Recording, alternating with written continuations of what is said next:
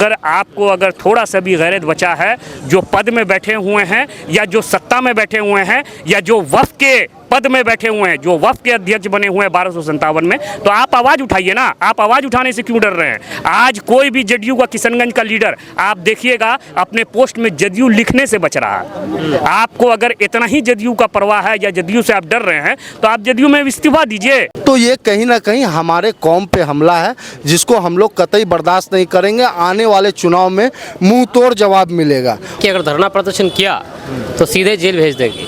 ठीक है, जेल भेजेंगे तो बेल भी है। आप कितनों को जेल भेजिएगा? लाखों लाख मुसलमान, लाखों लाख हिंदू, लाखों लाख सिख, जब लोग निकलेंगे, जब लोग इकट्ठा होंगे, सारे वर्ग के लोगों का प्रेशर पड़ेगा तो सरकार को कहीं ना कहीं झुकने का भी काम करेंगे। तीर भी तुम्हारा है, तरकश भी तुम्हारा है, कलेजा हमारा है। छलनी करना है तो करो, हम संविधानिक तरीके से लड़ाई लड़ेंगे। उसको रोकने के लिए हम लोग एहतजाज तो करेंगे। अब प्रशासन परमिशन दे या ना दे, हमारी गिराने वाले को ये नहीं मालूम होता है कि वो खड़े ही हमारे वजह से हैं। मुसलमानों को शुरू से टारगेट किया जा रहा है कि एक विशेष कौम को हम टारगेट करके उसको परेशान करें। या मेरे राष्ट्रीय अध्यक्ष ने तो सदन में खड़ा होकर कहा था कि कोई माई का लाल पैदा नहीं हुआ जो मुसलमानों से उसका अधिकार छीन ले। अस्सलाम वालेकुम, आदाब। मेरा नाम फिरदौस गनी है। आप KDV लाइव देख रहे हैं।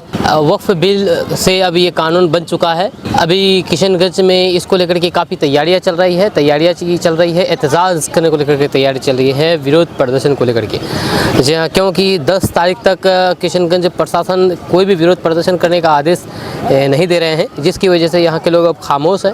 और बताया जाता है कि 10 अप्रैल के बाद पूरे किशनगंज में एक एक करके विरोध प्रदर्शन होगा और बड़े पैमाने पर प्रदर्शन किया जाएगा। लेकिन सवाल ये है कि क्या सच में इस प्रदर्शन से वक्फ कानून वापस हो पाएगा? ये तो खैर आने वाले वक्त ही बताएंगे, लेकिन हमारा फ़र्ज़ है कि हम इसके ख़िलाफ़ प्रदर्शन करें, विरोध प्रदर्शन करें, क्योंकि हमारे अधिकार है, हम इसको कर सकते हैं।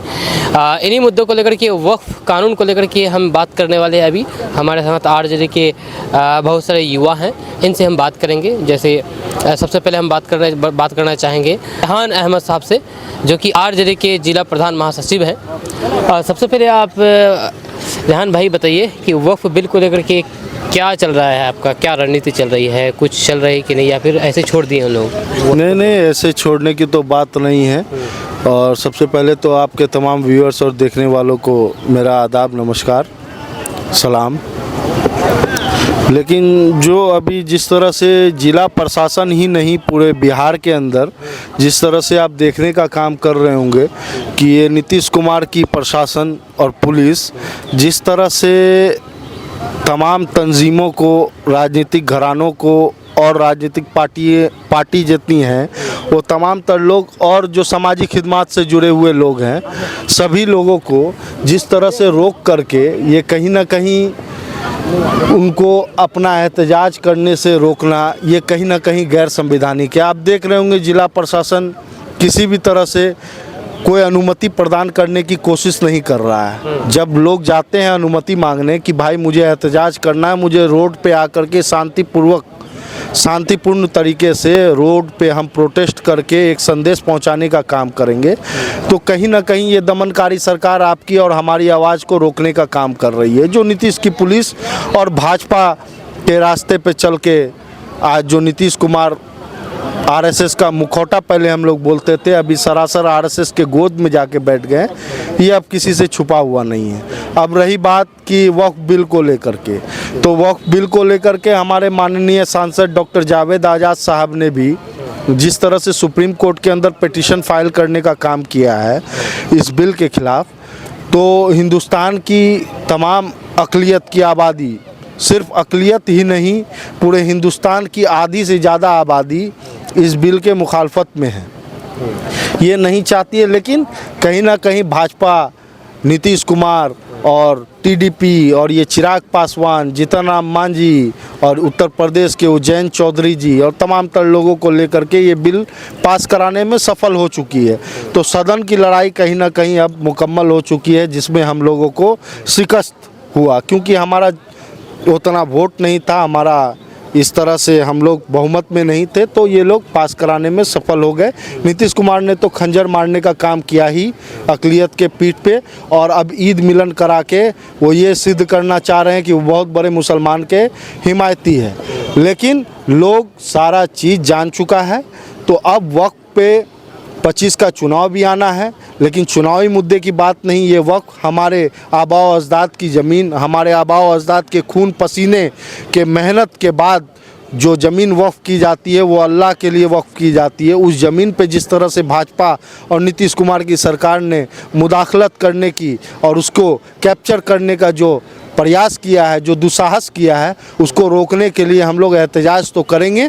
अब प्रशासन परमिशन दे या ना दे, हमारी तंजीमें जो हमारे कौम की तंजीमें हैं और जो मैं जिस पार्टी के बैनर के तले राजनीति कर रहा हूं, राष्ट्रीय जनता दल, जिसके नेता और सर्वोसर्वा हमारे आदरणीय राष्ट्रीय अध्यक्ष लालू प्रसाद यादव जी और आदरणीय तेजस्वी यादव जी जो नेता प्रतिपक्ष है, जिस मुखरता से उन्होंने आवाज़ उठाने का काम किया है वक्फ बिल के अगेंस्ट में, जो अब कानून का शक्ल ले चुका है, तो हम लोग को पार्टी के तरफ से भी जैसा निर्देश होगा हम लोग बिल्कुल मजबूती के साथ हर संभव प्रयास करेंगे इस बिल को रोकने का। जिस तरह से किसान आंदोलन करके किसानों ने कृषि कानून को वापस लेने का काम किया, हम लोग भी इस पे एहतजाज करके सरकार को कहीं ना कहीं अंकुश लगाने का काम करेंगे। जेडीयू नेता है खालिद अनवर साहब, वो ईद मिलन समारोह रखा था, लेकिन वही ईद मिलन समारोह से पहले उन्होंने कहा कि ये वक्फ बिल का समर्थन करना जेडीयू को घातक साबित हुआ है और मुस्लिम समाज डरा हुआ है, मुस्लिम समाज खौफ में है।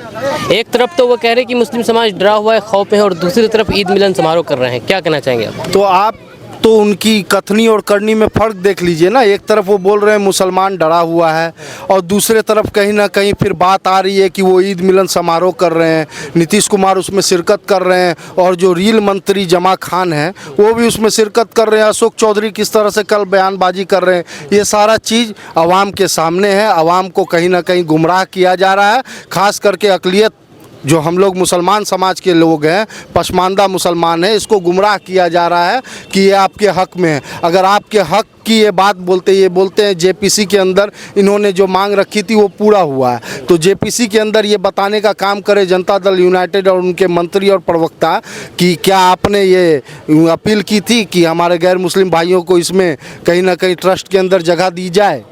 तो आप इस तरह से सेकुलरिज्म का पार्ट सिर्फ हमें पढ़ाने आएंगे, ऐसा थोड़ी होगा। आप जो आपका इदारा है उसमें क्या आप रखते हैं इस तरह से मुसलमानों को? तो ये कहीं ना कहीं हमारे कौम पे हमला है जिसको हम लोग कतई बर्दाश्त नहीं करेंगे। आने वाले चुनाव में मुंह तोड़ जवाब मिलेगा। चलिए, बहुत बहुत शुक्रिया। हम इधर फरहान भाई से भी कुछ बात करना चाहेंगे। हाँ फरहान भाई, बताइए क्या कहना चाहेंगे आप इस बारे में, वक्फ बिल के बारे में? देखिए, कभी कभी हमें गिराने वाले को ये नहीं मालूम होता है कि वो खड़े ही हमारे वजह से हैं। आपने अभी जो भी सवाल जवाब वक्त को लेके डिस्कशन या मुद्दा चल रहा है, मेरा बस एक ही बात कहना है कि सबसे पहले मैं आपको ये क्लियर कर दूं, आपके व्यूअर्स के लिए, कि ये लड़ाई हमारी हिंदू और मुस्लिम बनाम नहीं है, हमारी लड़ाई सरकार से है। मैं पहले भी कह चुका हूं और आज भी कह रहा हूं। लेकिन कुछ गलत लोग जो हैं, जो सत्ता में बैठे हुए हैं, जो सत्ता का चोला ओढ़े हुए हैं, वो इसको हिंदू और मुसलमान जो आज तक करते आ रहे हैं 2014 का, लेकिन गंगा जमुना ये तहजीब का इलाका है। मैं इसका मिसाल देता हूं कि आज ठाकुरगंज में माननीय विधायक हमारे राजद के जो सऊद असरार साहब हैं, जिनके द्वारा ये ईद मिलन किया गया हो, आप देख सकते हैं कि यहाँ अगर फरहान है तो यहाँ कोई हमारे गैर कौम भाई भी यहाँ पे मौजूद हैं और इसी को गंगा जमुना तहजीब कहते हैं। रही बात वफ़ की, तो मैं आपको बताना चाहता हूँ कि ये हमारे अजदादों की ज़मीन है और मुसलमानों को शुरू से टारगेट किया जा रहा है कि एक विशेष कौम को हम टारगेट करके उसको परेशान करें। मैंने पहले भी कहा है कि शुरुआत मुसलमान से हुई है, एक दिन दलित आएंगे, एक दिन और भी जो धर्म के लोग हैं जो चोला ओढ़ के बैठे हुए हैं और समाज में वो ठेकेदार बने हुए हैं।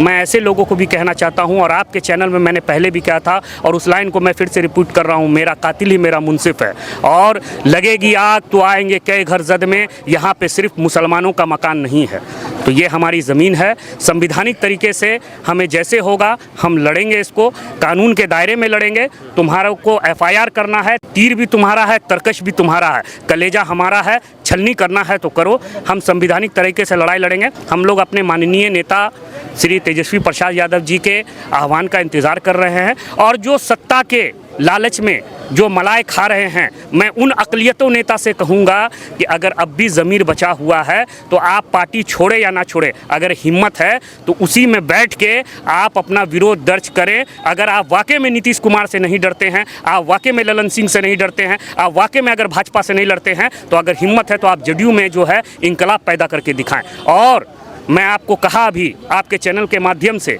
कि ये लड़ाई इशारा किस तरफ है? ये लड़ाई हिंदू मुसलमान है। इशारा, आप समझदार हैं, समझदार को इशारा काफ़ी है। लेने से क्यों डरते हैं? जदयू में किशनगंज ही नहीं, पूरे सीमांचल के बहुत बड़े बड़े चेहरे जुड़े हुए हैं। अगर आप नाम बताइए ना, नाम बताइए क्या दिक्कत? आपको अगर थोड़ा सा भी गैरत बचा है, जो पद में बैठे हुए हैं या जो सत्ता में बैठे हुए हैं या जो वफ़ के पद में बैठे हुए हैं, जो वफ़ के अध्यक्ष बने हुए हैं 1257 में, तो आप आवाज़ उठाइए ना। आप आवाज़ उठाने से क्यों डर रहे हैं? आज कोई भी जदयू का किशनगंज का लीडर आप देखिएगा अपने पोस्ट में जदयू लिखने से बच रहा है। आपको अगर इतना ही जदयू का परवाह है या जदयू से आप डर रहे हैं तो आप जदयू में इस्तीफा दीजिए। आप इस्तीफा का सिलसिला, युवा तो इस्तीफा दे रहे हैं उसमें जदयू से, कहाँ युवा इस्तीफा भी दिए? कहाँ इस्तीफा दे रहे? जिनका ज़मीर बचा हुआ वो गिने चुने। अरे ओस के बूंद से प्यास नहीं मिटती है। अगर सरदार ही बैठा हुआ है तो ओस के बूंद से प्यास नहीं मिटती है। मैं ये आपको कह रहा हूँ। तो संतुष्ट कैसे होंगे? संतुष्ट आप? संतुष्ट नहीं, आप सबसे पहले ये तय कीजिए कि आप हैं किधर। आप पहले ये कीजिए कि वफादार कौन है, वक्त खुद बताएगा कि गद्दार कौन है। आप पहले ये तो तय कीजिए कि आप कौम के वफादार हैं। आप इशारा जिस तरफ भी कर रहे हैं, कल होकर के अगर आपकी तरफ आ जाए तो आप फिर क्या कहेंगे उससे? मेरे तरफ अगर आ जाए या किसी के भी तरफ चला है तो मोस्ट वेलकम है। मेरी पार्टी या मेरे राष्ट्रीय अध्यक्ष ने तो सदन में खड़ा होकर कहा था कि कोई माई का लाल पैदा नहीं हुआ जो मुसलमानों से उसका अधिकार छीन ले। तो मैं कहाँ कह रहा हूँ, मैं तो अपने पार्टी के साथ आज भी खड़ा हूँ। जिस दिन हमारी पार्टी हमारे कौम की विरोध करेगी, मैंने आपको कहा कि केंद्र में ये लड़ाई हमारी केंद्र से है, ये लड़ाई हमारी राज्य सरकार से है, ना कि किसी जाति विशेष या किसी धर्म से है। जिस दिन केंद्र में दूसरी सरकार बैठेगी और मुसलमानों पे आघात करेगी या उसके हक हकूक़ की बात करेगी तो मैं उसका भी मुखालफत करूंगा। क्या कहना चाहेंगे भाई आप इस बारे में, वक्फ के बारे में? वक्फ का मामला तो आपका क्या नज़रिया है इस पर? नज़रिया यही जी, बिल तो बन गया है, उनके पास संख्या बल था, उनके पास संख्या बल था। अपने संख्या बल के हिसाब से उन्होंने दोनों सदनों में इस बिल को पारित करने का काम किया और राष्ट्रपति जी के द्वारा इस पे मोहर लगाकर भी इसे कानून का रूप दे दिया गया।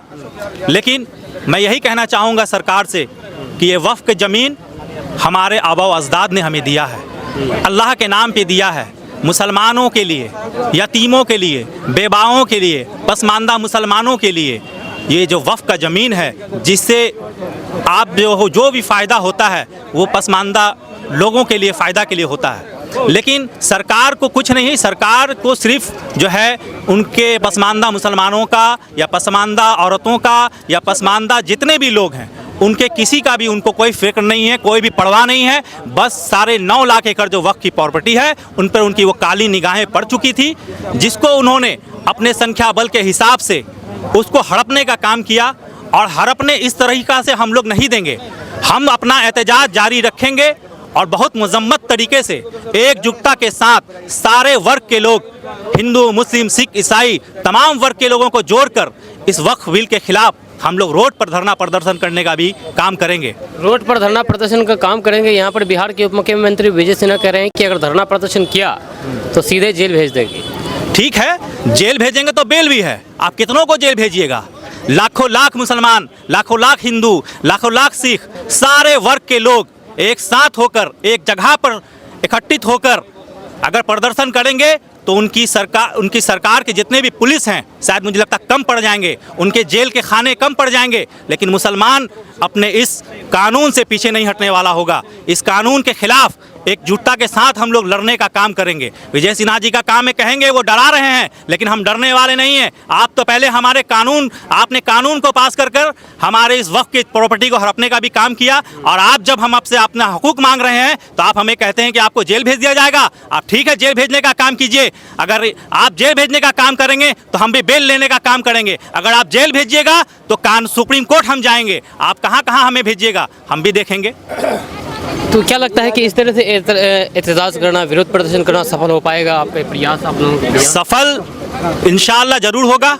जब लोग निकलेंगे, जब लोग इकट्ठा होंगे, सारे वर्ग के लोगों का प्रेशर पड़ेगा, तो सरकार को कहीं ना कहीं झुकने का भी काम करेंगे। आप देख लीजिए, इतना बड़ा कृषि कानून का बिल लाने का काम किया गया, उसमें कितने किसान भाइयों ने बहुत ही बेहतरीन तरीका से जो है इस विरोध को करने का काम किया और सरकार को मजबूर किया, और सरकार मजबूर होकर कृषि कानून को भी वापस लेने का काम किया। उसी तरीका से सारे वर्ग के लोग, सारे मुसलमान, सारे हिंदू, मुस्लिम, सिख, ईसाई इस वक्त के जो कानून बनाया गया उसके खिलाफ हम लोग रोड पर उतरेंगे और कहीं ना कहीं सरकार को भी झुकाने का काम करेंगे। बहुत बहुत शुक्रिया बात करने के लिए।